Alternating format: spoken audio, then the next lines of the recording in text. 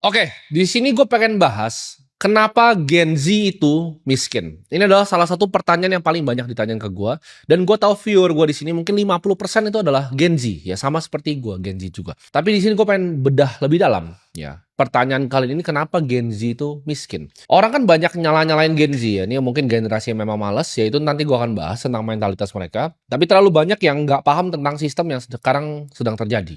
Banyak akhirnya Gen Z itu yang nggak hidup sama seperti zaman orang tuanya hidup ya. Mungkin kita secara teknologi lebih maju, betul. Tapi orang tua kita waktu itu mungkin mengalami lebih banyak experience dalam hidupnya. Ya, sedangkan Gen Z itu generasi yang paling kesepian, mungkin paling sendirian. Semuanya serba mahal ya, barang-barang mahal. Mereka nggak bisa experience hal-hal yang orang tua kalian tuh bisa experience dulu. Gen Z yang gue rasa di sini kan banyak juga yang baru mulai masuk ke dunia kerja ya. Mungkin yang seumuran gue baru selesai kuliah dan masuk ke dunia kerja, itu kalian mengalami kesulitan di mana uang kalian tuh nggak cukup untuk hidup. Kalian baru lulus ya kan, dijanjin katanya kuliah itu bikin kalian dijamin bisa dapat kerja. Setelah kalian lulus kalian baru sadar bahwa itu semua tidak ada gunanya ya. Dan ketika kalian mau coba apply kerja, mereka cari yang pengalamannya sudah 3 tahun dan kalian sulit sekali cari kerja. Ketika kalian dapat pun kerja sekarang ya, kalian udah berlomba di LinkedIn pakai berbayar segala macam, kalian dapat kerja, apa yang terjadi di pekerjaan kalian? Gaji kalian nggak cukup ya. No surprise, ya gaji kalian nggak cukup, mau bayar kosan aja nggak cukup. Nah, gue akan bahas ini dari kacamata gue sendiri sebagai Gen Z ini, kenapa hal-hal ini tuh justru bisa terjadi, ya baik dari sistem dan dari kaliannya sendiri. Orang tua zaman sekarang itu selalu pressure anaknya, misalnya cowok nih ya mau pacaran sama cewek di pressure sama misalnya calon mertuanya. Lu harus punya rumah sebelum menikahin anak gue. Karena di zaman mereka seperti itu, lu harus punya rumah untuk menikahi anak gue.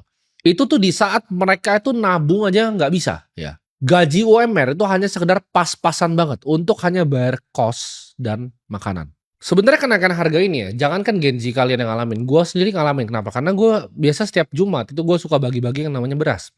Beras itu naiknya signifikan sekali ya teman-teman ya. Dulu itu 50.000 gue bisa dapat, sekarang 70.000. Itu pun yang kualitasnya udah nggak sebagus yang dulu. Dan itu naiknya luar biasa. Karena ini gue alamin kan, gue setiap Jumat ya beberapa tahun selalu gue disburse, bertonton tuh gue disburse. Jadi gue tahu banget ya kenaikan harganya. Gue juga bingung nih, gila ini kalau orang yang punya gaji UMR aja buat beli beras aja naiknya udah berapa nih? Belum yang lain. Ini gue sebagai Gen Z yang udah akumulasi harta itu lebih banyak dibanding boomer-boomer yang nonton ini mungkin seumur hidupnya. Gue kasih tahu, generasi sekarang itu lebih sulit dibanding generasi kalian para boomer, dibanding generasi orang tua gue. Kenapa? Nanti gue akan jelasin. Kompetisi dalam kapitalisme ya, gue bilang jauh lebih susah Gen Z dibanding generasi boomer atau bahkan milenial. Tapi pasti ada boomer yang komplain. Boomer akan ngomong, oh Gen Z kan udah serba teknologi, jualan lebih gampang, bisa jualan online. Betul, tapi ini kan namanya pasar ya, persaingan. Zaman dulu untuk bersaing itu jauh lebih mudah. Lu punya toko bangunan, koko lu mau bikin toko bangunan yang 1 kilometer di depan, itu dua-duanya bisa laku. Lebih simpel lah, gue jelasin lebih simpel. Lu mau buka toko elektronik tuh ya di Mangga 2, toko elektronik ya. Tetangga lu buka di sebelah lu toko elektroniknya. Itu bisa kadang customer datang ke tempat tetangga lu, bisa kadang datang ke lu. Dua-duanya bisa cari duit. Sedangkan sekarang ya, satu toko elektronik yang paling murah bisa dapat HPP-nya di Tokopedia, dia banting harga sedikit, semuanya satu Indonesia mati. Gak bisa lagi tuh ecek-ecek pakai modal 100 juta bikin toko elektronik. Jadi kalau tanya gampangan mana nyari duit dulu atau sekarang? Dulu. Gue mungkin kalau gue hidup nih dengan otak gue yang sekarang, di zaman dulu gue jauh lebih kaya. Jauh sekali gue lebih kaya dibanding sekarang. Kenapa? Karena kompetisinya sekarang itu justru lebih sulit dengan adanya teknologi. Jadi sistemnya winner takes all. Jadi untuk mulai itu jauh lebih sulit. Zaman dulu gampang banget mulai bisnis ya. Sangat gampang. Orang-orang juga bodoh banyak kan. Dan dengan era teknologi ini, informasi sedang terbuka seperti ini, semua orang tahu cara berbisnis ya. Semua orang bisa tinggal cari YouTube gimana cara bikin bisnis. Zaman dulu tidak bisa ya. Jadi itu butuh mikir sendiri dan jauh lebih gampang. Orang tua kalian bilang nyari duit zaman kita lebih gampang, itu mereka keliru total. Gen Z itu lahir di dunia ini sejarah-sejarah ya by the way.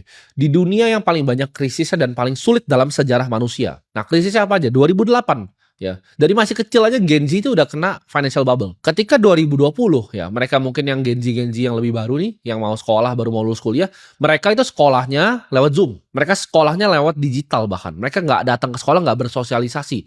Dan waktu itu ketika COVID juga, ini gue ngomongin di Indonesia ya, sistem pendidikannya juga dirusak dengan nggak adanya ujian nasional. Ini generasi paling sulit dalam sejarah manusia, apalagi di Indonesia. Selama kita merdeka ini generasi paling sulitnya Indonesia. Kenapa? Krisisnya itu paling banyak terjadi ya. Pandemi itu 100 tahun sekali dan kenanya di pertumbuhannya Gen Z. Ya pasti sulit jadinya.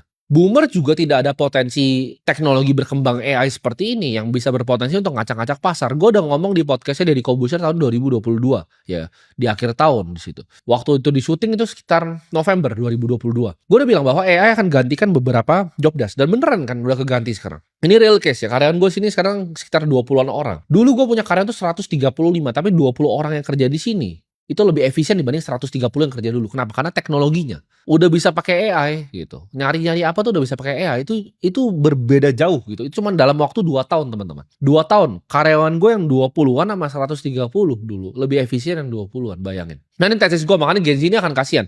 2030 itu dunia akan berubah. Berubahnya kemana? Ke arah di mana ini semuanya akan based on teknologi. AI ya, semua finance akan pakai blockchain, ke depannya juga akan energi udah nggak pakai batu bara lagi. Renewable energy, batu bara mungkin 50 tahun abis itu ntar udah hilang abis itu. Orang udah nggak boleh pakai lagi dan harus renewable energy, geothermal dan lain-lain. Nah, kalau kalian nggak bisa jadi bagian sebagai Gen Z, nggak bisa jadi bagian dalam revolusi itu, lu akan ditinggalkan jadi sampah di masyarakat. Dan sekarang aja lu udah nggak bisa beli rumah, gimana nanti? Ya akan tambah mahal. Karena dengan adanya COVID 2020, percetakan uangnya nyala. Ini banyak yang nggak paham efek dari percetakan uang. Kalian cuma pikir percetakan uang itu ke inflasi. Tapi menurut gua ya, ini secara makroekonomi ini yang lebih parah dari inflasi adalah ketika uangnya dicetak, itu akan mengalir ke orang yang lebih punya duit. Oke? Paham nggak? Contoh, uang dicetak, ya kan? Stimulusnya di US, orang beli saham. Saham yang punya siapa? Ya orang-orang Elon Musk lagi yang tambah kaya. Dengan mereka tambah kaya, mereka beli aset. Ya, mereka beli aset keras, yaitu properti biasanya. Mereka dapat uang dari ngerampokin capital market dari orang-orang miskin. Uangnya dipakai untuk dibelikan properti yang banyak. Properti harganya skyrocket. Jadi itu bukan cuma di basing currency secara inflasi, CPI. Enggak, teman-teman. Ya. Ini bukan cuma soal angka inflasi yang kalian harus paham. Tapi ini adalah ketika gaji lu nggak naik, tapi aset kelas naik. Itu mampus. Kenapa itu mampus? Nah, ini gue udah mulai masuk ke bagian satu nih yang gue pengen bahas, yaitu sistemnya seperti apa. Ketika gue bilang tadi gaji lu itu nggak naik tapi aset lu naik, orang contoh ya, gue punya properti. Kalau gue punya properti yang gue sewakan, apa yang gue pikir? Cuman satu, namanya yield. Ya, gue bisa dapat berapa persen dari properti capital yang gue keluarkan. Gue punya rumah 1M, ya kan? Pukul sederhana aja, 2,5%. Ya, gue at least mau yieldnya 2,5%. Masa gue mau 1% gitu kan? Sebenarnya nggak ada yang mau yieldnya 2,5%, tapi di Indonesia begitu ya. Kalau di Amerika bisa minimal 5% karena mereka nggak mau kalah sama depositonya. Tapi orang Indo kebanyakan bodoh kan. Jadi mereka properti 2,5% kebanyakan di sini. 1 miliar rumah itu bisa disewain, dikontrakin setahun tuh 25 juta. Jadi mereka itu ada persenan yang ada di otak mereka. Ini harus disewakan berapa?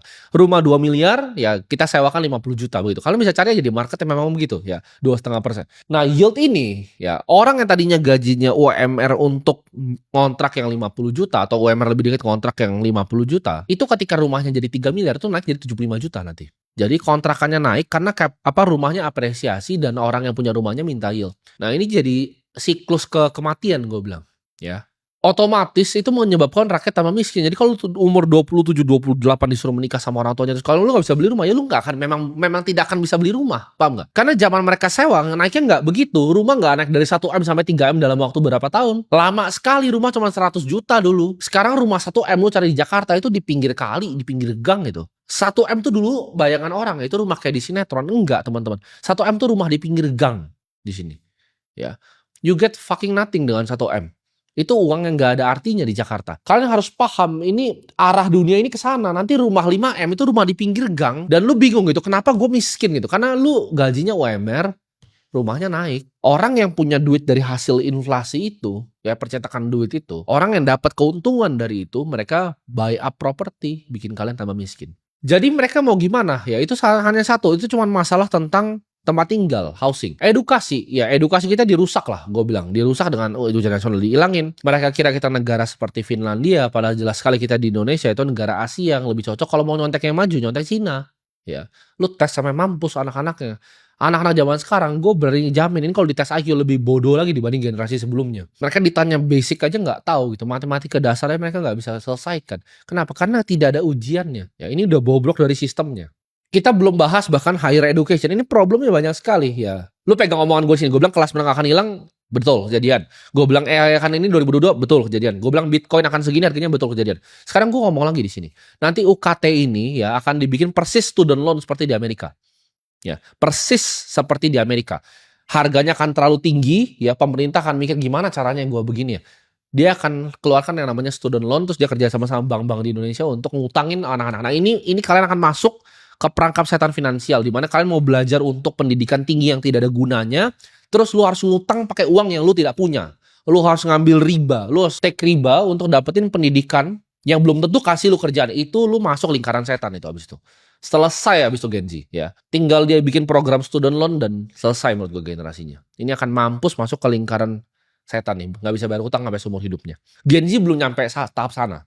Soon tapi gue bilang sebelum 2030 lah ini semua akan jadi kenyataan. Kenapa gue bisa lihat ini? Karena gue make a living. Gue adalah seorang investor. Gue itu kalau salah bet sesuatu, gue hilang duit. Jadi kalian harus paham, gue itu bikin duit dari betting masa depan seperti apa. Ya, gue beli MicroStrategy dari berapa?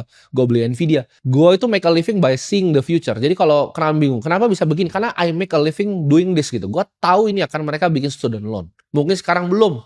Ya, 2 tahun, 3 tahun kita lihat aja. Dan kalau kita lihat secara job market, pekerjaan yang ada 5 tahun lalu sama sekarang, itu udah berbeda. Desainer udah nggak seseksi dulu. Programmer pun udah nggak seseksi dulu. Orang yang belajar programming seumur hidupnya mungkin bisa digantikan nanti. Ketika GPT-10 udah keluar language model yang baru atau Claude Sonnet yang baru, itu digantiin ya. Kalian tinggal ketik, oh gue mau programnya seperti ini, gue bahkan bisa bikin sendiri sekarang programming. Gue ada basic ya, gue ngerti gitu kan, Java, Python. Tapi dengan adanya language model seperti Claude punya, gue gampang sekali coding sekarang. Gue pun bisa kerjakan sendiri tanpa bayar orang, bayangin. Nah gimana itu pekerjaannya kemana nanti? Nggak ada ya kan. Jadi job marketnya tambah sulit, housingnya tambah mahal, edukasinya tambah mahal. Ya gimana nggak miskin generasinya. Nah, tapi problemnya dengan kalian paham sistem-sistem ini, ya kan? Gue nggak suka cuman bahas sistem-sistem ini, gue sama kayak YouTuber di luar gitu, ngomong ini jelek, ini jelek, ini. Tapi nggak ada solusinya. Jadi ini sistem adalah sesuatu yang tidak bisa kontrol. Ya, gue tahu ini busuk, ya. Tapi cari cara untuk ngakalinnya. Yang lebih penting untuk kalian pahami, ya. Kalau sistem gue garis bawahi adalah krisisnya banyak, ya. Mereka juga bingung, yang elit-elit global ini bingung, mereka cetak uang kebanyakan, ya. Orang yang kaya teman-teman mereka jadi bisa beli aset, yang beli aset kebanyakan tuh bikin miskin generasi yang di bawah. Ini gitu, simple. Ya itu sistemnya. Rumah tambah mahal, edukasi tambah mahal. Ya yang punya kampus tambah serakah, mau tambah mahal. Semua tambah mahal. Sekarang, mentalitasnya Gen Z ini yang gue pengen bahas ke kalian, ya. Apa mentalitas lu pada semua yang nonton ini ya? Itu bikin lu jadi miskin. Nah, kita mapping dulu sini. Gen Z itu sekitar 71,5 juta ya. Jadi ada 27% warga Indonesia itu Gen Z. Besar sekali ya. Jadi gue yakin 50% harusnya nonton ini tuh adalah Gen Z. Kalau misalnya data dari YouTube Analytics tuh benar. Jadi gue ngomong ke setengah dari kalian. Kayak gue bilang tadi, jangan fokus di hal yang lu gak bisa kontrol. Ya sistem tuh lu gak bisa kontrol, lu udah ada dari sebelum lu lahir. Tapi apa yang lu bisa kontrol adalah cara lu untuk menghadapi sistem itu atau mentalitas yang lu punya. Nah ini mentalitas yang pertama yang gue pengen buang dari otak lu semua ya. Mentalitas sok pinter. Ini penyakit yang paling parah ya, yang gue lihat di generasi Z ya. Mereka itu orangnya prakteknya nol besar. Gue kan punya perusahaan ya, gue punya beberapa perusahaan, ada yang karyawannya banyak Gen Z ya. Gue ada invest di perusahaan yang ribuan karyawan juga. Ya gue udah lihat berbagai macam manusia di muka bumi ini. Ya di bawah matahari ini gue udah lihat banyak sekali manusia. Gen Z itu agak sedikit unik dibanding milenial dan juga boomer. Gue juga punya karyawan tuh sampai yang boomer ya teman-teman ya. Tapi kalau kita lihat dari Gen Z ini sendiri, Gen Z itu punya karakter sok pinter karena mereka ngerasa mereka itu sering nonton sesuatu dan teori tapi prakteknya nol besar. Makanya gue suka ngeliat tuh kadang seliweran ya kalau gue lagi iseng market research di TikTok, itu gue bisa lihat anak 16 tahun ngajarin orang gimana caranya ngatur duit secara finansial. Itu kan goblok. Satu, kencing lu belum lurus, lu 16 tahun prefrontal lobe lu ini belum terdevelop gitu. Lu bahkan mikir decision making aja belum bener. Lu masih emosional, masih bego. Karena waktu gue 16 tahun, gue nggak buka begini kamera terus ngajarin orang. 16 tahun gue jualan keliling, gue develop real skill. Makanya gue 24 tahun bisa ngomong di sini karena ini udah 10 tahun gue bangun. Skill set gue ini 10 tahun gue bangun baru gue sharing ke kalian. Gue bukan orang yang begini kayak nggak ngerti apa-apa. 16 tahun. Ya itu gue masih jualan sedotan keliling, gue masih baru merintis mulai agensi pertama gue masih jualan pomade. Gue ngalamin jatuh bangun, belajar accounting. Itu gue yakin ya, orang yang ngajarin finansial umur 16 tahun di TikTok ini, lu tanya tentang accounting, gue duduk di sebelah sini, gue tanyain accounting itu nol besar. Gue tuh dulu ngajar gimana caranya lihat laporan keuangan di sekuritas teman-teman. Itu anak-anak kecil itu dia neraca aja nggak paham gitu cara kerjanya, statement nyambungnya seperti apa nggak paham mereka. Ya, matematikanya mungkin masih goblok, tapi mereka ngajar orang ini cara ngatur finansial. Itu Gen Z itu penyakitnya. Dan ini banyak sekali di dunia kerja. Itu kan di dunia yang perkontenan. Tapi kita nggak mau bahas itu. Dunia kerja ya. Mereka itu baru masuk kantor, ngerasa mereka paling pintar, padahal prakteknya nol besar, terus bikin semua orang kesel. Itu yang terjadi. Makanya gue jujur ya, gue jarang mau hire Gen Z gitu. Gue benci itu. Karena mereka ini lu tahu apa sih gitu? Lu baru nonton TikTok sekali terus kayak merasa paling pintar. Itu harus dibuang tuh. Sok pintar tuh bisa bikin lu mati aja cepet itu. Mereka itu kayak orang tolol. Jadi mereka gampang sekali teradiksi gitu. TikTok, TikTok, TikTok, scroll, scroll, scroll, scroll, IG Reels, scroll, scroll, scroll. Mereka tuh attention span-nya kecil. Mereka paling paham tuh kalau ada artis siapa yang selingkuh, ya ada isu sosial apa. Dan mereka itu generasi yang paling peduli isu sosial ya. Mereka lebih peduliin ya, contohnya global warming dibanding keluarganya nggak makan. Nah itu Gen Z tuh. Ya, mereka lebih peduli apa ya, lingkungan, bullshit-bullshit itu dibanding keluarganya makan. Secara mentalitas juga mereka tuh lebih FOMO ya, lebih boros, lebih gampang ngikutin tren. Oke, temen gue itu pakai celana baggy, gue mau pakai celana baggy. Temen gue pakai sepatu ini, gue mau pakai sepatu ini. Temen gue ada labubu, gue mau pakai labubu. Mereka itu sangat spending. Udah gue bilang tadi, udah sulit nih ya. Nggak mau investasi, maunya spending. Kenapa? Karena mereka FOMO sama teman-temannya. Oh, temen gue beli laptop ini, gue beli laptop ini. Oh, pakai iPhone ini, iPhone ini. Jam tangan ini, jam tangan ini. Trendy. Mereka peduli sekali. Trennya tuh sekarang tuh apa sih fashion trend sekarang? Apa sih tren ini sekarang? Gue bisa melihat kefomoan Gen Z itu di saat waktu itu gue kan sponsorin Lisa ya ke sini ya. Gue sponsor Lisa, gue duduk di situ kan. Gue begitu gue duduk, jujur ya, gue nggak pernah ke konser begituan sebelumnya itu karena gue sponsor aja.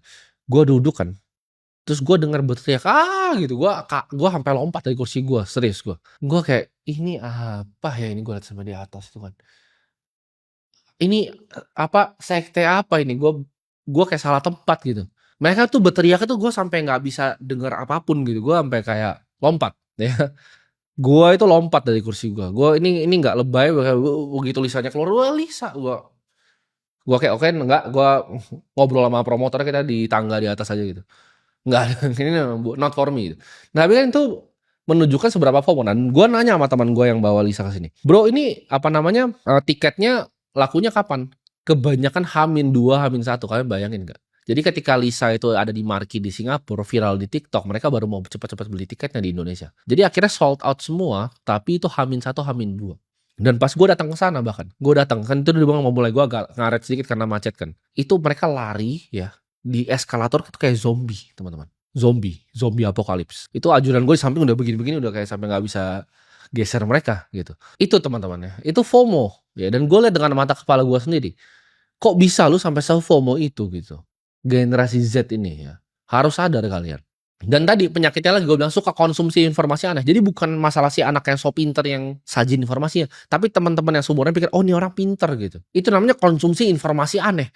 Lu belajar finance dari anak 16 tahun. What the fuck do you get gitu? Dia nggak ngerti apa-apa gitu.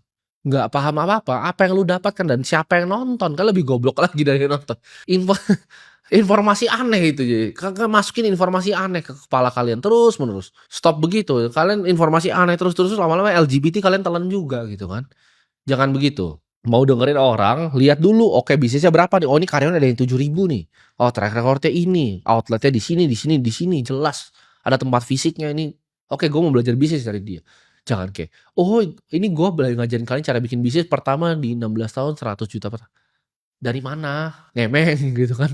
Ya dari mana? Lu langsung jadi gembel gitu, lu bener jadi gembel nanti. Gen Z ini juga nggak pikir panjang ya, mereka YOLO. Ada apa, gas dulu, ya kan? Apa konser Lisa gua nggak bisa makan besok, gua gas dulu, ya kan? Gua mau beli labubu walaupun gua nggak makan, gas dulu. Mereka tuh generasi paling nggak sabar ya, semuanya serba instan. Oh, gue kripto pasti kaya. Makanya gua punya konten tuh banyak dimisartikan, dibilang oh Timothy ngajar orang cepat kaya, dan lain-lain. Lu goblok lu bilang kayak gitu. Kapan gua ngajar lu cepat kaya ya?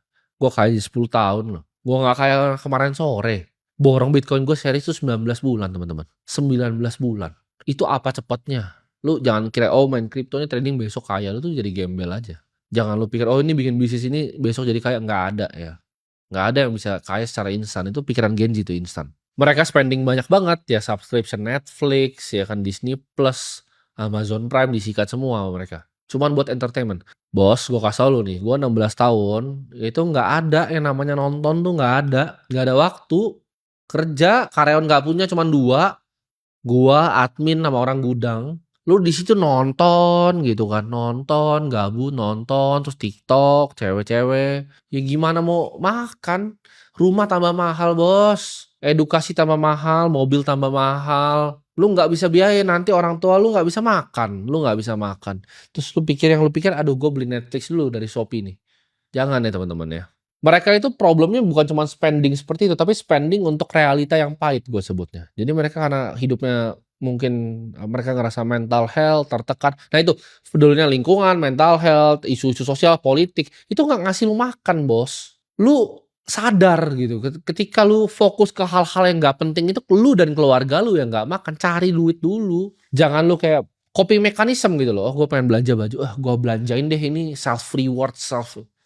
Nggak perlu begitu ya, investasi dulu, sabar dulu, kerja dulu, telentai dulu, belajar telentai. Nah ini gue ngobrol ke orang-orang ya yang mungkin pernah punya restoran atau punya bisnis yang offline. Ini kebiasaan karyawan lu pasti suka mesen barang ya ke tempat outlet lo. Jadi kalau yang punya restoran di mall nih pasti paham nih. Mereka bingung kok tiba-tiba ada paket-paketan, itu karyawan yang pesan tuh yang gaji UMR. Tapi kalau lu tanya karyawan lu yang pesan itu kenapa? Mereka akan tanya, oh ini karena teman saya beli ini.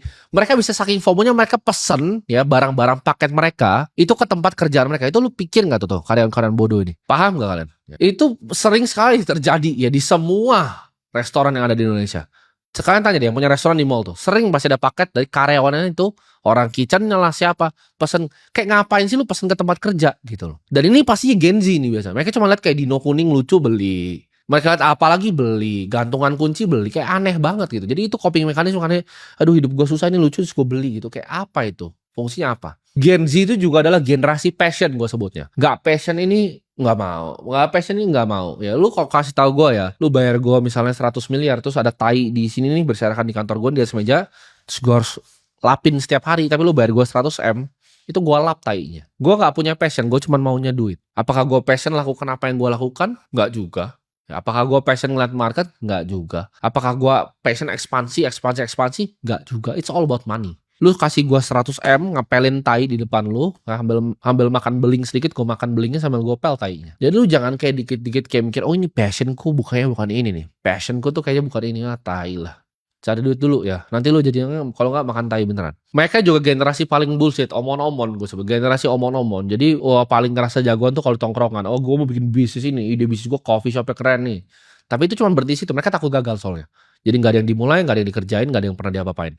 Cuman berhenti di obrolan coffee shop bisnisnya. Selesai. Ya, sampah. Nah solusinya apa? Solusinya adalah ya lu ulang video ini 10 kali ya. Dari yang part mentalitas tadi lu ulang semua atau yang gue bahas. Lu jangan lakuin, hidup lu pasti berubah, gue jamin. Lu jangan lakuin semua yang gue sebut tadi. Sok pintar, nontonin orang bodoh. Itu lu ulang lagi yang semua gue ngomong tadi. 10 kali lu ulang ini video, di part tadi hidup lu pasti berubah. Fokus create value di masyarakat ya. Jangan punya mentalitas kayak yang gue sebut-sebutin tadi barusan. Jangan ada itu dibuang semua ke laut. Jadi setiap kali lu kayak lu karyawan nih, Gen Z nih, terus kayak aduh ini lah bubunya keren, langsung pukul kepala lu bilang, Timothy bilang jangan. Tiap kali lu mau ngapain gitu, oh ini soal passionnya kayaknya enggak, pukul kepala lu sendiri. Gue bilang jangan gitu. Ya. Jadi tonton ulang ya, pahamin, resapin, dan semoga hidup lu berubah.